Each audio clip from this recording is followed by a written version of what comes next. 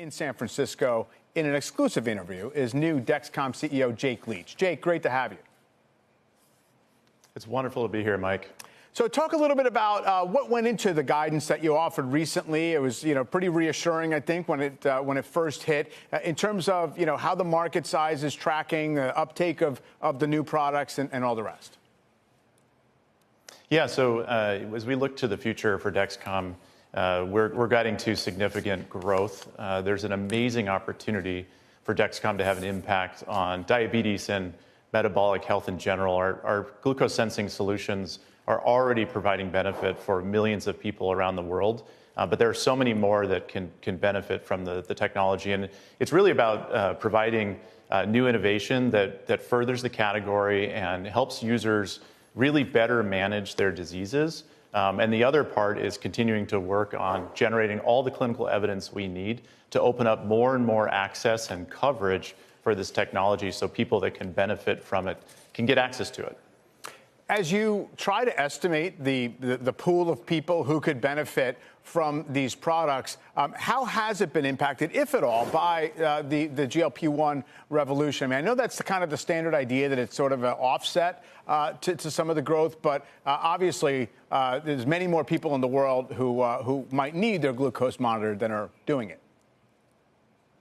That's right. I mean, CGM has been one of the fastest growing categories in medtech for the past decade.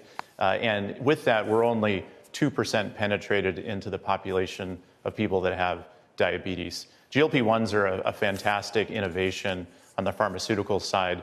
And what we see is a very complementary effort between CGM and GLP-1s. If you think of the way the CGM works, it's a device that provides users with immediate feedback and information about how their glucose is changing and how different things like food and activity levels, sleep, stress, how that impacts their glucose. And on the other side, the GLP-1 helps provide basically digestive control as well as makes the body more sensitive to insulin. When you combine those two, a user has all the information they need to be able to tailor their behavior and lifestyle choices around food and exercise to really help optimize their glucose in combination with the GLP-1. The other thing we see is that when someone's using a continuous glucose monitor, they see the benefits that those GLP-1s are providing them in terms of glucose control, and it really helps further the adherence to the therapy. You mentioned, efforts to make sure that these products are covered under insurance plans and things like that. Where does that stand in terms of, is it changing, I guess, in real time here? And do you have to do that with each iteration of your products? It's been a focus of ours since the beginning to drive coverage and reimbursement for this technology because of the benefits it provides. And so what we've done over time, starting 10 years ago, we started running randomized control trials in different populations of people with diabetes to prove just how impactful the CGM is. And just last year, we saw one of the largest category expansions in the history of Dexcom, where many private insurance companies began covering CGM not only for people with diabetes that use insulin, but now anybody that has diabetes. And we do anticipate that coverage to continue to grow. There are currently 9 million people in the United States that have coverage for CGM and aren't using it yet. And that's really because a lot of this coverage is quite new. And so we do anticipate good category growth across the US and internationally as we also open up access throughout Western Europe and the Asia-Pacific regions. And just for context, I guess active users currently are about 3 million globally for you.